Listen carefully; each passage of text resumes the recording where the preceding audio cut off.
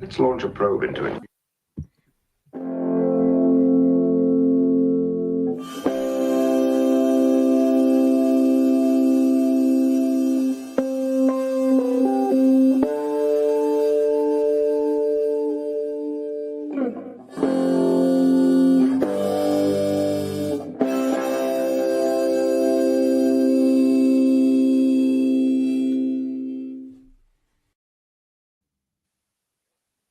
Good evening, everybody. Welcome to Class L Probes.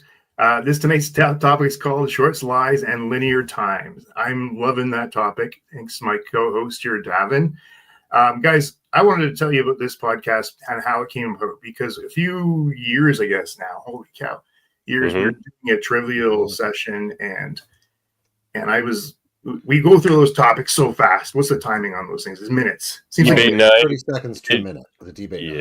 Yeah, minutes. And you just want to slow down and talk about Star Trek. And I said to Davin, Davin, Dave, let's have just one podcast where we actually talk about the show, like talk about the topics we talked about. And yeah, that's a good idea. So we did. And it led to another and another and another. And here we are. I don't know how many we've done now, but not enough because the topics we talk about are fun. And guys, I can't think of any other two I'd love to do it with, this event because it's really, really a good time. We come up with some interesting thoughts and different perspectives. So, thanks for saying so. And, fun thing about those 60-second or 30-second seconds limits on Debate 9 is my co-host Dave here knows how to stretch those minutes into a good minute 45. You just gotta get a good run-on sentence and you never exactly. Fastbender, we call him over on Debate 9. Well, and then I also think when you're stressed for time, sometimes the arguments don't always make sense either. So, at least with this, we get some time to talk about it and actually win each other over or not. We see consensus here rather than the cutthroat debate of Debate 9. Where that's for sure. Well, and, it's interesting because on this show, sometimes the three of us are talking about a topic that we didn't really have anything to do with in the Debate 9. But in other cases, like in one of the ones tonight here, one of us or two of us have debated this topic before, so it's interesting to kind of carry on onto that. I think that's the one I took, but I haven't been on Debate 9 in a very long time. So, hey, there's Heather. Hey, Heather. How you doing? So which one do you want to do first, Adam? I think we should start with Dave tonight. Okay. Yeah. All right. Wait, hold on. Oh, we gotta launch the probe. Don't forget. That's true. I got ahead of myself. Nope, that one sounded good. All right. So are the wormhole aliens just pretending to be gods? I love this question. It gets right at the whole heart of, especially like the early seasons of DS9 when that even just the language of wormhole aliens or the prophets isn't settled among the crew, and they're still kind of bandying that back and forth. This is just one of those ones that to me is just a real quintessential Trek question. You could ask about Trelane, but I love the sense of the wormhole aliens here. The prophets. Now, as I recall, this was one you came up with for Debate 9, and I had to debate. And to salvage my argument, I had to kind of go for the whole "what is a god" approach on this. But I think that's kind of a good place to start on this discussion. And then once we have sort of defined what a god is, maybe we can decide if they're pretending to do that, or if they are in fact. Why don't you even go for our listeners and viewers out there who might not even understand the question? Why don't you just explain that a little bit, Dave? Sure. So, I mean, really what we're talking about here is the real nature and character of the beings who either dwell inside or are or constructed the Bajoran wormhole to the Gamma Quadrant, which becomes the real reason for Benjamin Sisko to come to Deep Space Nine at the beginning of the series, and I propels think the you rest mean the there. prophets who dwell in the celestial temple, but go on, go on. Sure, I said beings off the top. I was taking a more neutral approach, even I hoped, than wormhole aliens. But yeah, it devolves into an argument fairly quickly, because for the Bajorans, these beings, and especially the objects they have, which are connected to them, to which they've apparently gifted to the, or given to the Bajoran people, the tears of the prophets, these orbs, uh, have tremendous power, right? They can instill visions. People come through time, right? There's a fellow that comes 300 years ahead in time and shows up in the series at one point. Um, these are truly beings with power over space and time. Uh, yeah, yeah, And can bestow some of their power on some level to the Bajorans.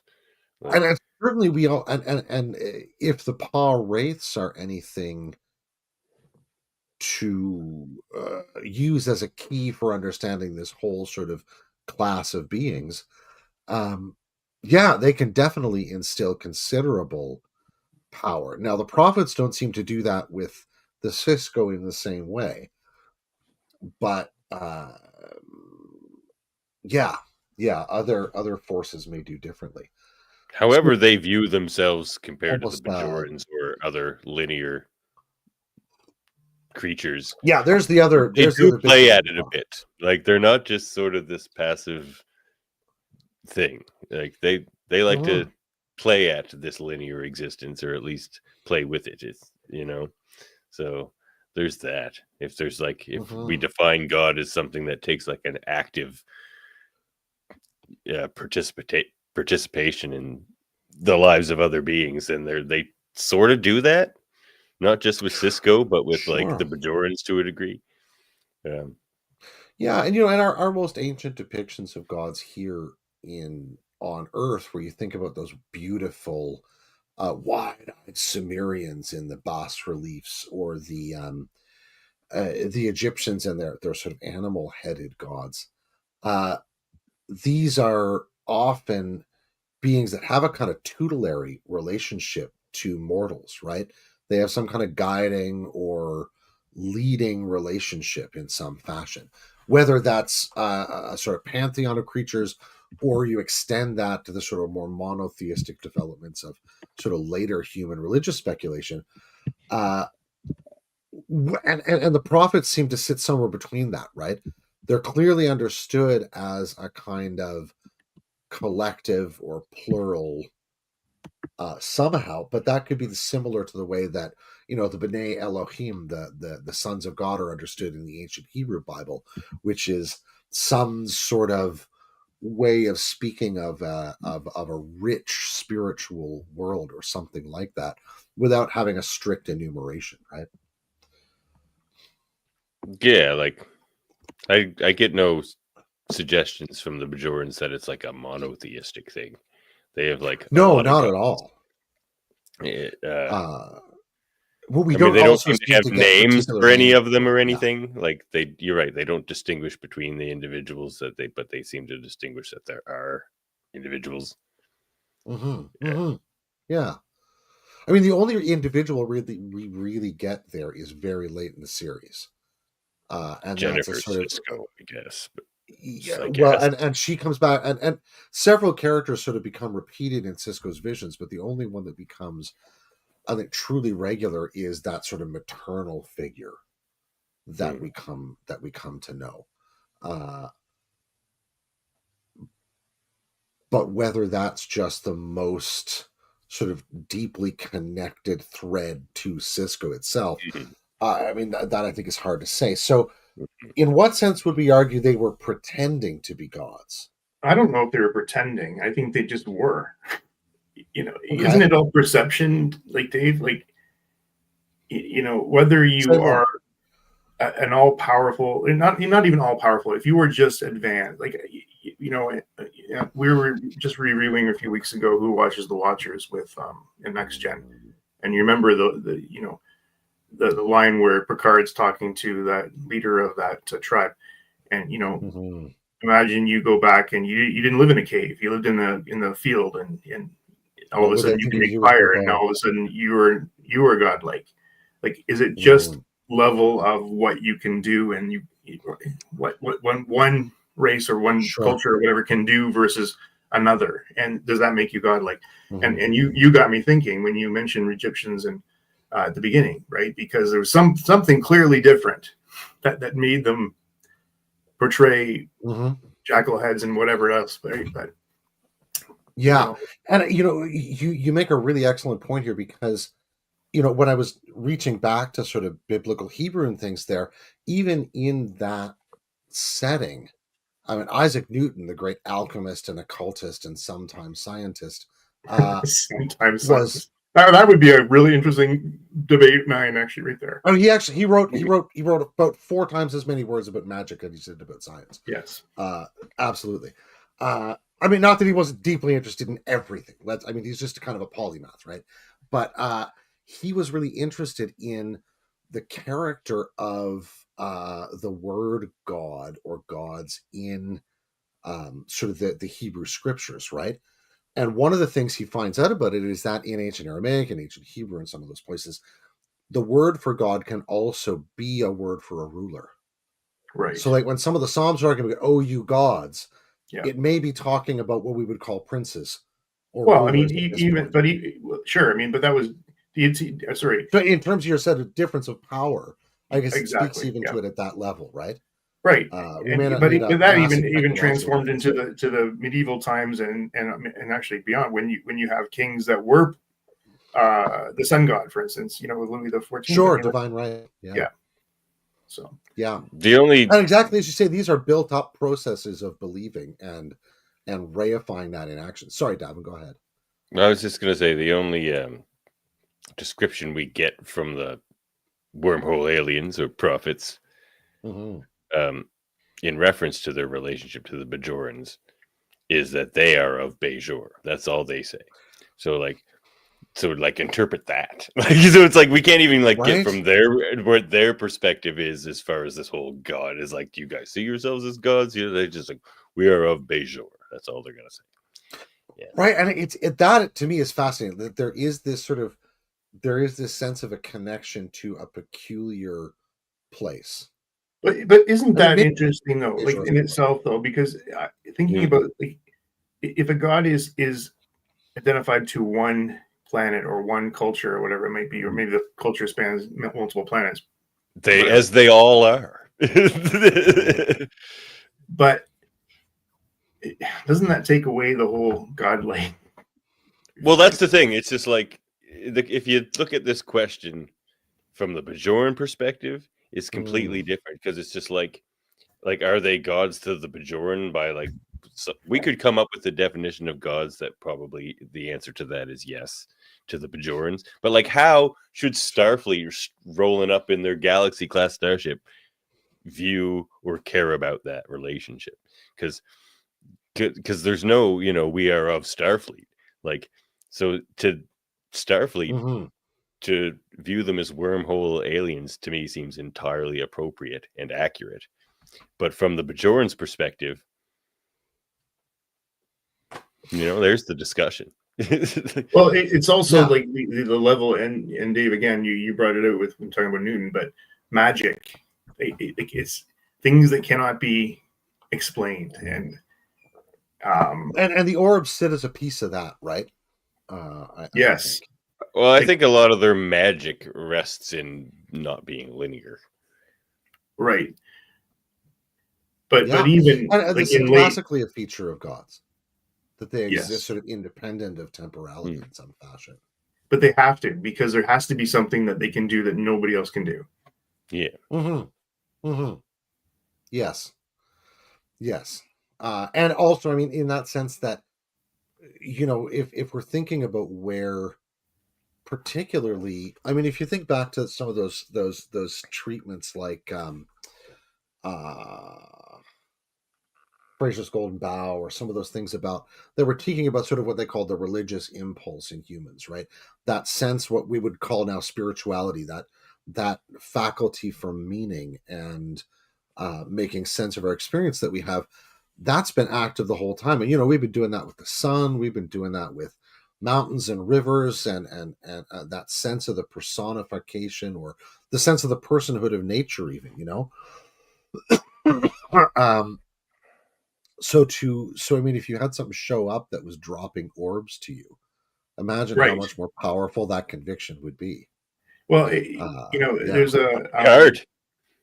there's a speech or a TED talk or something that Neil deGrasse Tyson does, and he's talking about, he's talking to, I think he's a very, very strong believer in God here, but he's saying, I can explain everything with science, and then when I can't, it becomes something else, right? And this is what I find, like, I don't know if they did this enough in Star Trek, honestly. They did it in Deep Space Nine, fine, but it would be great if they evolved into other, even crew members' beliefs, right? And they did a bit of it, I think. I would have loved to see more of this, because this is it's a great question. Voyager did a little bit of that, but Pardon me? Yeah. I said Voyager did a little bit. Yeah, Voyager did, yeah. Yeah. And we get a very few glimpses. Like the first episode with the Traveler is a wonderful one of those. And there's a moment when, is it Wesley and Beverly and Jean-Luc sitting there talking about maybe what's going to happen to them with Nagilum or something like that Picard talks about what he thinks death is and what he thinks a human being and a person actually is, for just a couple of minutes. But it's not, you're right, it's not very often in that series that they delve into that. It's a much more sort of strictly humanistic series in many ways. But even I mean, I think that Deep Space Nine was critiqued because they spent too much time in it as well. Especially in Davin, you can correct me, because you love the series, but earlier in the first couple seasons, it was heavy, wasn't it? What was that? Just the whole religious notions and time was spent with the on that side of the before the Dominion War started and all that. Yeah. Oh, sure. There's a couple episodes, the Bajoran stuff. Yeah. There was that episode with the cloud. Oh yeah, cloud. Oh, which is the storyteller. One of the sort of more. Yeah, it's one of the more the Dao Rock of that theme. Yeah, the Dao Rock. The Dao Rock laughs at you. It laughs at your fear of the Dao Rock. Yeah, but so we've mentioned a certain relevance with this they are of Bajor thing. So like there's certainly this kind of like God-ish relationship, at least, between them and the Bajorans. But what if we were to replace this in this sentence? Are the Q just pretending? Well, I was thinking that. I was just thinking... there's no specific people that they appeal to or anything like that. They're just out there. Sure. I mean, the closest they might be is that nobody can explain. They just can flick their hands, right? Yeah, absolutely. And they do like to pretend. They certainly do. So that's for sure. You're right. I mean, I think it's a lovely way of trying to get at the notion of what we're even meaning by pretending here, because I think we still agreed that the prophets themselves are not intentionally deceiving the Bajorans about their sort of ontological status. They don't really make any claims. They just show up and start talking. And do you think they have a plan, though? Yeah, it wouldn't be relevant to a linear species. Correct. The only plan they have seems to involve the Cisco somehow. The Cisco. I like how you said that. They have. Yeah, because you made him. They have intentions for the Cisco, and that was all tied into Bajor as well. But that's also part of this whole hybrid thing they did. They sent one of their number off to like hybridize with a human to create this emissary. So this like they seem to seemed to be their plan to do this Which sort of experiment. weirdly makes Odo and Cisco sort of odd twins that way. Because Odo is sent away by the Dominion and the Founders to go find this out. Cisco's sort of dropped in the nowhere, in the time and space by the prophets in a certain sense to do whatever he's going to do.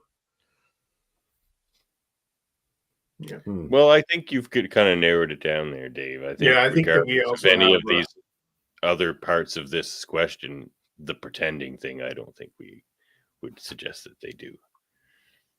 I think that they don't either, Dave. I think it's they just are who they are. And it's all about interpretation from the other side that makes them gods. And from the many different sides. Yes. Yeah. Yeah. And perhaps because all that is invisible to them, they'd be sort of incapable of pretending in any event. In some sense, right? They're just sort of going to be what they are. And I suppose in that sense, sure. or you draw close to that I'll be what I will be of that good old burning bush with Moses. Maybe you do draw close to a certain kind of honest to goodness, sort of the unpinned downable quality of the divine, I think, which we've kind of been hinting at this whole time as well when we speak of that. Maybe the closest we come to them. Yeah, and I don't think they're a good comparison to the Q either, because they seem to be pretty significantly less powerful than the Q. Their power seems to be isolated to be within the wormhole and maybe Bajor. But like the Q could just snap their fingers and like turn the Delta Quadrant into the Alpha Quadrant if they wanted to. It seems like there doesn't seem to be much limit to what they can do. Yes. So forever. So okay, guys, let's move on. So what do we think here? What's our conclusion here? That they're not pretending, regardless of any. I don't think they're pretending. I think they're just existing. Yeah. I don't. Whether they're gods or not, they're not pretending. Yeah. Yep. All right, let's launch another. Can I just say, I keep coming back to the whole conversation and who watches the watchers is you're going to be who you're going to be at that point in your development and your culture or whatever you are, and to somebody else you might be you might be elevated up into a god or a deity. It's just like, did you used to live in? What would you have to make of that? That's right. Yeah. Yeah. Okay. All right. Let's launch another one. Where do you want to go next, Adam? I want to go to Davin. I'm going to finish up tonight. Destroy the probe. Okay. Oh. Well, Worf just destroyed my probe. I guess we'll just have to move on to somebody. All right, let's try again. All right. Should lying on your entrance exam get you barred from Starfleet? So Dave, when Davin put this question in the chat for me, I was like, I answered immediately, and I of course I blew it. I said, well, that was short. That was like shorter than DV. I have an opinion on this. A 3-letter answer. Well, I will say, Dave and Jeff Aiken had one of the all-time great debates on this one. I even made a short out of it, I think. I got to load that up. Yeah, it'd be actually interesting to watch that short before we start talking about it. Oh, yeah, it ended up in, like, video game analogies. Well, you know what? I wonder if I can fire it up here. I think I can, if you want to wait a second. Sure. Oh, absolutely. All right. At least if there's a short here. Hold on. All right. Share screen.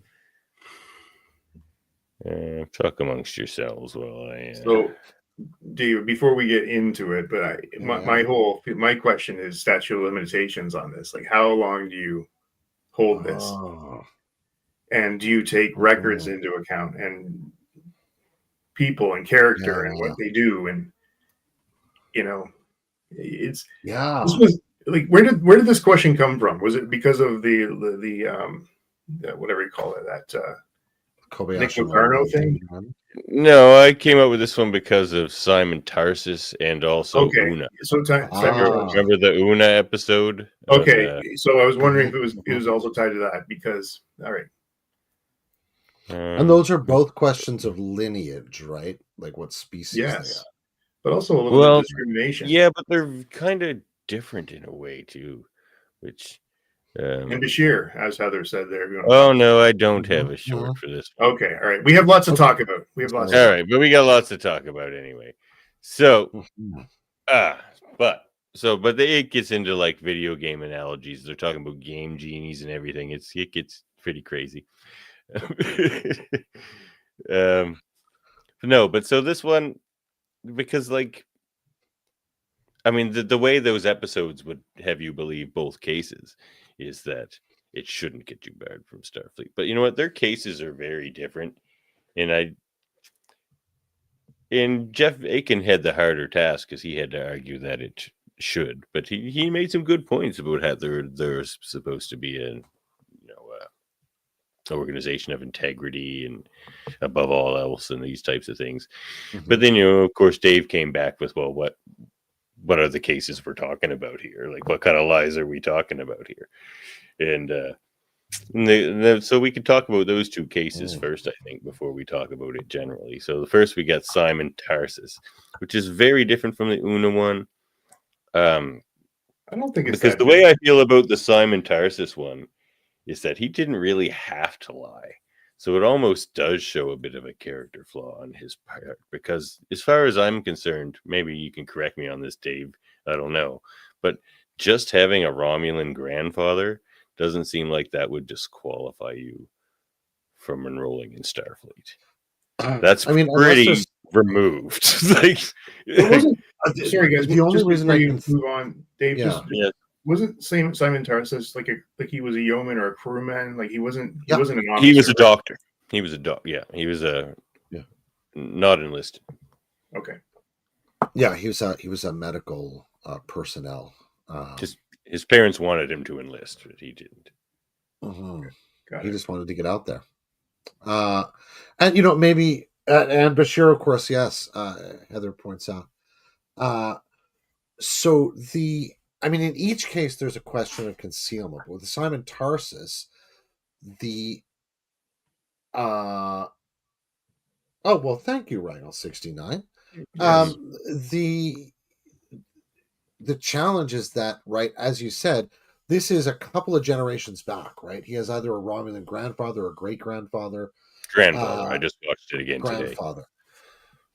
So that puts his grandfather as potentially alive, well, with a Romulan lifespan as far back as the Treaty of Still, Algernon. But mm, uh, that's really what it makes me think of. I wonder if there are either elements of mm, the Treaty of Algernon or maybe the later Kittimore Accords, especially in face of the fact that there were Romulan shenanigans in and around a batch of those things that might specifically state that Romulans or people with Romulan ancestry are not able to join Starfleet So for isn't some kind that of just diplomatic or other again, reason. isn't that just a anti Starfleet principle? Like you're judging based on a history of somebody.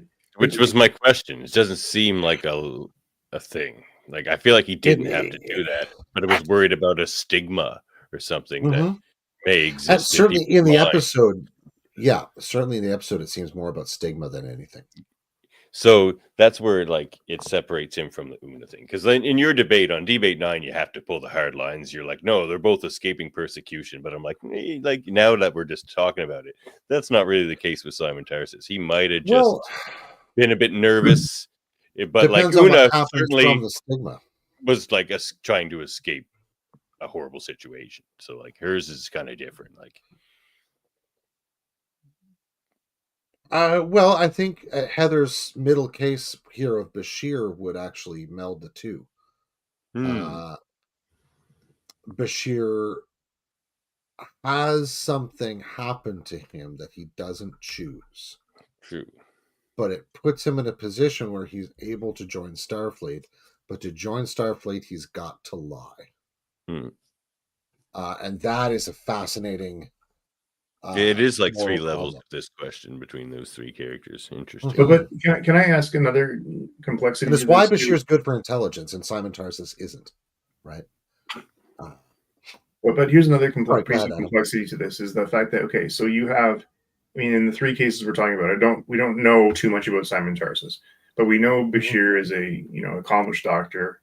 We know Una is a first officer on a flagship, ship. So by the time they find this stuff out, these people have They've accomplished, established themselves. they've established themselves. Sure. They've got trust in Starfleet. Like, it doesn't matter. We're talking about a lie on an entrance exam. I mean, Una claimed to be an entirely different species. Yeah, but why? And I suppose why? She was escaping a persecution. Right.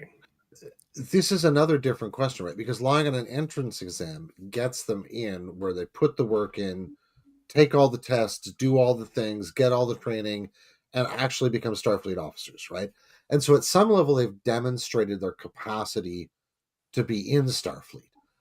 As opposed to, say, someone who, and we've heard cases of this over the years, someone who has faked their credentials and ends up teaching at a university or working in a hospital or acting as a judge or a coroner or whatever, but doesn't actually have any credentials whatsoever. Right? And they get discovered years later, their career is over, and all of the stuff they've done is now just poisoned by this thing. Those, again, are two qualitatively different Rachel Dolezal. Yeah, well, yeah. For sure. Yeah, that's a great example, Rachel Dolezal. She just keeps Dolezal right along, honestly. You check in on her, she's still doing the same stuff. Still trying the same scam. But yeah, there is a sense in which I think one of the arguments that Star Trek ends up making in these cases is that their further career in Starfleet indicates the fact that, or at least demonstrates the fact of that they can be and can make it in Starfleet. But you know what though, if they are all principal, and it wouldn't matter. They need to go. They need to be kicked out. Sure. Yeah. Sure. Just to not encourage further instances of that happening. Just like to keep the line. Like they always say, like what was it? They should at least I'm be a getting Starfleet officer. or We don't lie. Well, but think about this. So when does it not matter? If I'm a junior officer and I never seem to get a promotion, and 5 years in or 6 years in, you find that out. Well, then am I gone? Versus somebody who was happened to be in the right place at the right time, did something good, promoted, like Riker, then he gets to stay at 6 years in. Like how do you decide? Not what you know, it's who you know. Ed. Oh, that's great. Yeah, absolutely. Sorry, go ahead, Devin. Well, this is not what you know, it's who you know. Well, yeah, but or how you're known. Because I come back to the whole thing is that you stick with the principle of Starfleet. Like, you know what? Listen, I all other things aside, I loved the whole concept of Starfleet, and then Section 31 comes along, and I should have put this as a question, or maybe later we will, but it's a whole division based on finding it's a culture of lie. It's a culture of Heather says lying on your academy application is fine if you're a nepo baby. Well, yeah. I don't know. It sounds very very Trump like, this kind of stuff. But Dave and Davin, my point being is that the ideals were there until Section 31 comes along, and they're not. Sure. I mean, Section 31 stands as a kind of yeah, I mean it's Starfleet CIA, right? Like it's a rogue covert operation. Like I would have rather them position them as nothing to do with Starfleet, and they just act on their own. Mm-hmm. Like it, when we look at these three cases, it kind of hits differently. Like if we were to zoom out and be like, like we can't lie on our passport.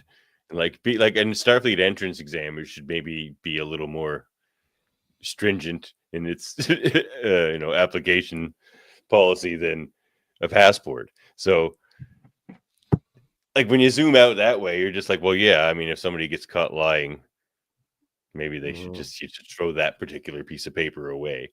But it's like when you look at these three cases, it's like the one thing that these three characters have in common is the thing that they're lying about.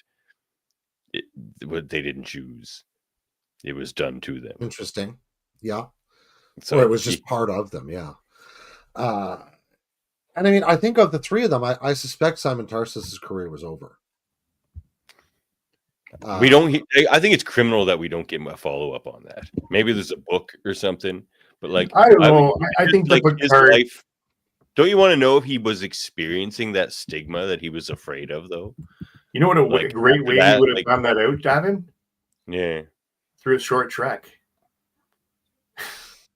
All right. Well, I guess that's our segue. So let's see what we all think here. Should lying on your entrance exam get you barred from Starfleet? Adam. I'm going to be. I like the ideals of Starfleet. I think that they need to hold them up, and I would, as much as you have valuable people here, you got to kick them out. Yeah, for me, I think it and I'm going to take the 2 seconds to say this. I think one of the things we didn't explore here is that. Sorry, can I just dynamics? Sorry, go ahead. Yeah. Dave, before you really get into yours, because I do. Heather just put up a very interesting point. Can you bring that up? Oh, I missed it. Yeah, Heather says, right. Why should Bashir be penalized for a choice his parents made for him when he was a child? Rules are rules, but I think that would have to be considered as a special case. Now, this is coming from the person who says, you fall in the flowers, you're dead. So there's a little context there. So here's my thoughts on this.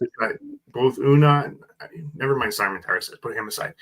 Una and Dr. Bashir. That's what they always say about poor Simon Tarsus. If we had a short trek about him, we'd learn more and maybe like him more. Anyway, what I was going to say to Heather's thing here is that they do have opportunities as they move through their careers to bring this up. And Una told Pike, I think. But Pike didn't do anything with it. No. Don't tell me if you don't want me to do something with it. But my point being is that if you have integrity, why not nip it in the bud before you're found out? Then you look like you're hiding. You want to weed out the Locarnos. Yeah, precisely. I never liked Nick Locarno. That guy. I bet you his entrance exam was spick and span. Oh, it was perfect. Yeah. Oh, probably. Okay, Dave, sorry to interrupt you. So no, but my thought here is that one of the other things that figures in on this is that we end up dealing with members of a cast in two of those instances. And not in the case of Simon Tarsus. He's a wonderful regular character actor who we've seen in a million things, and I like him. But that's the only time he's ever in Next Generation, I think. And the question there about whether they're getting forgiven and they're going to continue on is partly driven by real world questions of, are we going to see them in next week's episode? And that ends up complicating the ability to tell a story centered around that ethical question, I think. Because we all know that the ultimate conclusion is, unless that actor has lost their job, we're seeing them next week. And so they're going to be sticking around,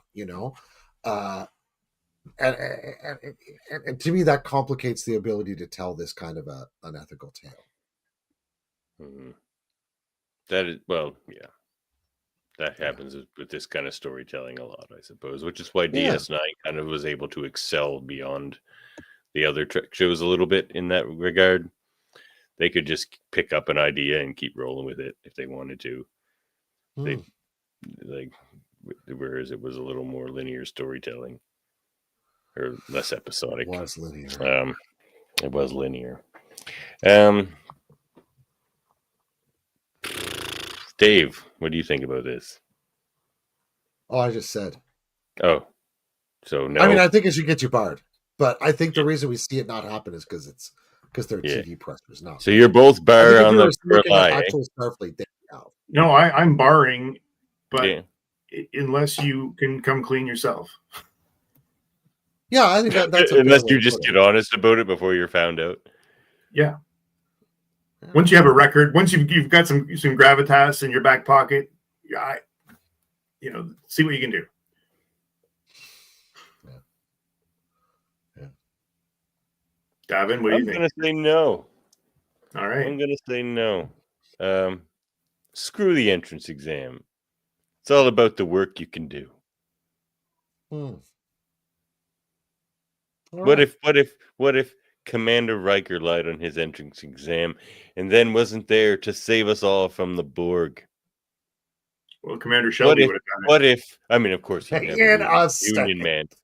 What if the Union Man himself, Miles O'Brien, lied on his entrance exam? He did. Did you just sure. suggest that Miles? He might have exactly. He completely did. Yeah, see, like exactly. It doesn't matter at all, and he's the greatest man in Starfleet history. We've gone to a very silly place at the end. Well, that's my. Well, that's why Worf tried to destroy this probe. That's true. Good, better luck. He knew the risks, buddy. All right. Well, let's fire the break final probe here.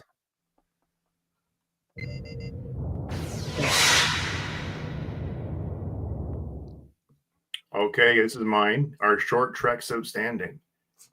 And again, I'm going to do some just sort of a circle for people who don't know what short treks are. They were basically created, started back in 2018, if you guys remember this. But, the producers at the time were looking, to fill another gap with, I think this is 2018. We were in the Discovery world at this time. And that was pretty much all that was going on. One of them was like a prequel to Picard. So it was like, yes. But they were 10 to 20 minute shorts, and they filled gaps into Discovery. Particularly, no, they weren't that long. Were they? Like a 20s is like that's a Lower Decks episode. That's not a short anymore. You're probably right. Okay, maybe say 10 minutes. Some of them were closer. I think they were like 8 to 10, weren't they? Yeah. But anyway. But what they did though, they basically filled some gaps. I mean, just to run down, like there was 10 of them. And then during COVID, unfortunately, with a bunch of other stuff in the world, I love them, by the way. So I'm going to start saying, my perspective is yes, they're outstanding. I thought these were great for the most part. There was 10 of them. If I took, if you can get 10 out of anything these days, like I like 7 of them, really a lot. There were 3, man, but I didn't even like. It was Strange New Worlds last season. I didn't even like 7. So Really? No. So, the first one, this was a discussion with following a discussion with her condescending mother, Sylvia Tilly encounters a young Zahayan stowaway who's accustomed to taking orders, decides to make her own decisions Tilly decides to make her own decisions and help the stowaway return home.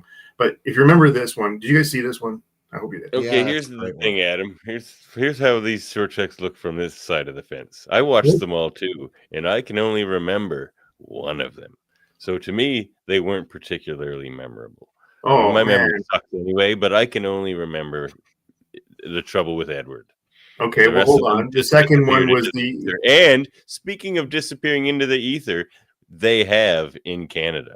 They don't exist anywhere on any streaming service in Canada. I couldn't go back and watch them for this discussion. I know. I'm very disappointed about this because some of them that shows you how much they feel about them. Like, hold on here, Tavin. Let me just maybe if I refresh your memory, the second one, USS Discovery was held in position for 1,000 years, and its computer system Zora has become sentient. That was a great one. Another one. Okay, what was the point? There was a Harry Mudd one where it filled in the gap with Harry Mudd. Yeah, that Harry Mudd doesn't work for me. Okay, well, let me continue. Okay. Did you not like him in the Discovery appearance as well? Not really. He just doesn't. He's Ah. just. I mean, he's fine as a character, I guess. But why call him Harry Mudd? They're nothing alike at all. This one I think is controversial. This next one called Q&A was Spock's first day on the Enterprise with number one, and they ended up in the Turbolist together, and they were singing Gilbert and Sullivan. Remember that one? Nope. Nope. I remember that one very well. That one was fun. The tardigrade looking for a place to lay her eggs. Oh, that one was great. Yes. It was great. I forgot about that one. Oh, thanks for reminding me. And then, of course, there was any of these, man. The Trouble with Edward, which we loved. That was a fun one. I mean, that's one of our Trek 10 questions. Yeah. Was it? Right? Who's the biggest Herbert? Yeah. Yeah, it's true. I mean, no one ever says Edward, but it's probably him. Yeah. And then there was the one where Christopher Pike was doing a training exercise with one of his. I remember that one in the elevator. Yeah, that one I do remember. That one was pretty good, but it was just like, to me, it's just like almost, that one was almost kind of pointless as a standalone. It would have been better as just a part of an episode because it didn't tell like a story really. Like a lot of them were just kind of like cut scenes. They felt like. And then the final one. Go ahead. The final one was called Children of Mars, and this was where there's two schoolgirls on Earth develop a rivalry, but are drawn together by a tragedy when they see news that Mars was attacked by the what do they call them? The synthetics. And they hated each other, and then all of a sudden, both their parents are killed up on the planet, and they become much more sympathetic. And that one was a very sad one. I think that what these did for me was I really looked forward to them during that gap and into COVID. They were short, they were interesting, and like I said, this would have been an awesome opportunity to tell a 10-minute session on Simon Tarsus. Like fill these little gaps in of characters that we never knew or we wanted to know more about. So what are we asking ourselves here? Are the short treks that we got outstanding, or is the idea of short treks outstanding? Because to me, I think that maybe those are two different but interesting questions. Okay. Now, so in general, I don't like shorts. Like the science is out that they're bad worse for your brain than alcohol. And I don't like the fact that they market so many shorts to kids now. If you go to like Disney Plus, hang on, just let me finish my thought, and then in general, I think shorts are beneath Star Trek. Okay, but if I can just finish, so like anything in Star Trek, the first 10 suck. The first season is awful. Okay. Did you see the first episode of Deep Space Nine? It is glorious. Oh, you were alone in that. Okay. Actually, no. The first episode is amazing. The first episode like that. But you're right. You get to about episode 4, and there's a bit of clunk that starts to happen. Yeah. Storyteller is episode 14, and yes, it's a very big. We have just rewatched the first 2 seasons of Next Gen, and I remember watching them live. And Dave, you probably remember that as well because you're sort of my age. It was, but it was tough that first season. Yeah. Anyway, my point is, if it had been given the chance, I think the idea of short treks is amazing. Maybe we should just change that phrasing, but even then, I still enjoyed. As I'm looking at these titles, I enjoyed all but the Mud one. So I agree. Yeah, that one was awful. I agree with some of what you're saying. Like if they use them in the way you describe, as far as like. Which kind of what like the Trouble with Edward was. It's like it's adding more context to stuff that we know. Whereas I felt like a lot of those shorts weren't that. They were just trying to be kind of cute or clever little shorts, like film schools kind of things. But like if they were to use them to actually enrich the canon that we have, like with Simon Tarsus or with all this stuff, I think that would be a beautiful use of them. Like put one every 3 or 4 episodes into the season of a Star Trek thing, or put them, or better yet, put them out in between seasons of Star Trek shows. You know what I mean? Keep people excited about Star Trek. But use them for more of a purpose. But again, I don't like shorts. I mean, if they could make them a little longer, 10 minutes is better. But like, even if they could just make them sort of standalone episodes, maybe that's even better. I don't know. Because like they just put out this new kids show. It's not even a show. They're like 3-minute kid shorts on YouTube, but they're Star Trek, and they're pointless. They're pointless. Like Edith doesn't even like them. Like they take what could be teaching kids cool science concepts, and they just like turn it into a hamburger or something instead. Like it's pointless. And Dave, it's 3-minute shorts, so they're bad for kids anyway. Like, so wait, before we go to Dave, what is that about this? You're talking about the science has proven that shorts are bad. Well, it's like what they basically they stimulate certain things in the brain, and I can't read the paper to you right now, but like the harmful effects of that going forward, as far as your concentration and being able to solve mental tasks and things like that, gets degraded faster by watching shorts every day, like little TikTok shorts and stuff like that. And I think this is primarily a study on TikTok shorts, but like the short-term and long-term effects of that, or like longest short-term effects of that, is worse than drinking alcohol every day, was the study. Okay. Dave, like, what do you say? but like it seems obvious to me, like it's because like they're just so pointless. They're like often devoid of like deep depth. You know what I mean? So it's just like, if you just keep bombarding yourself with candy, it's like eating candy all the time. It's not going to be good for you. So, but if you're going to do something good with it, like fill in some gaps here and there, then whatever. But like, I don't like this one they're doing for kids. Well, I mean, and there you're making an argument about, so there's what you really put me in mind of is this as an extension of something that I've been working on as an idea for many years. So there's this idea called what's called the bliss point. It was devised in the 70s by a dude named Moskowitz working for the U.S. Army. And the whole point of the bliss point was he solved for salt, fat, and sugar in foods so as to make individual dishes optimally palatable, but not satiating. So that soldiers would eat a minimum of 3,500 calories a day. Because that's actually kind of hard to get into unless you're eating like Big Macs and stuff, right? And that's not actually very nutritious.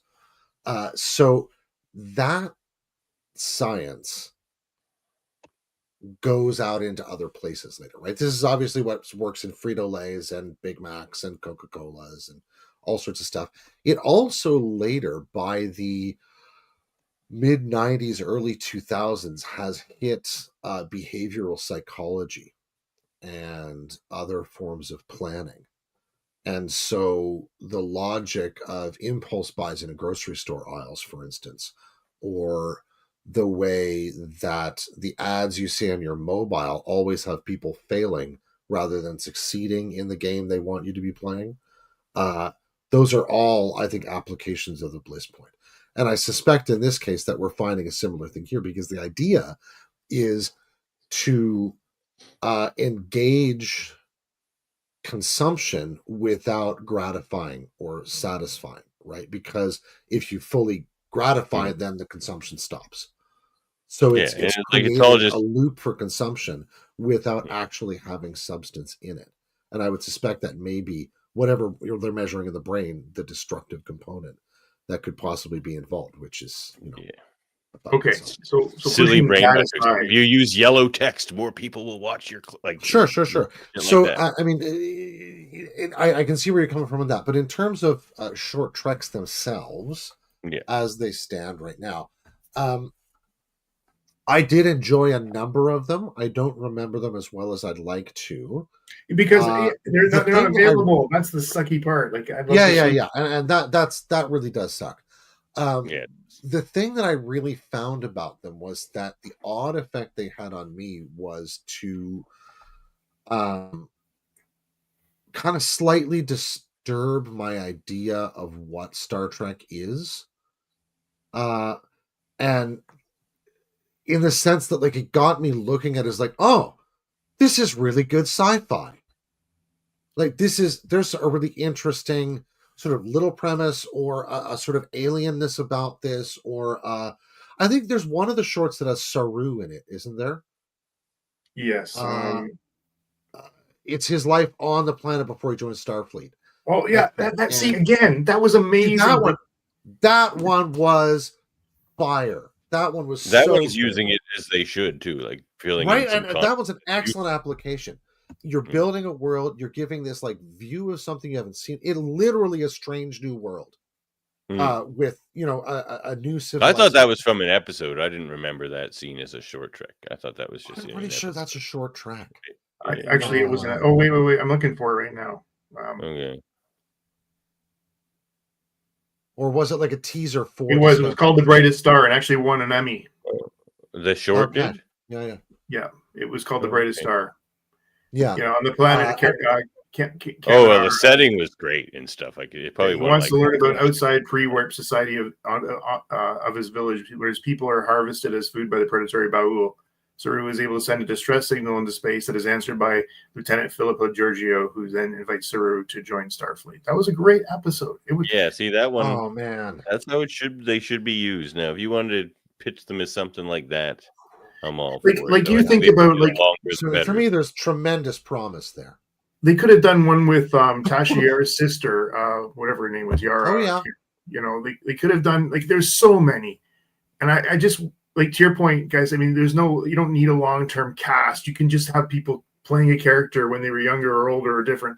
Like they could do legacy this way. If they don't want to greenlight this legacy show, they could just do legacy shorts, and then we can still get all the characters and actors we want to see. But I mean, and really, it really doesn't need to impact canon because again, like Children of Mars, what we know what's going on in the bigger story. This is the impact to two kids whose parents died on the planet.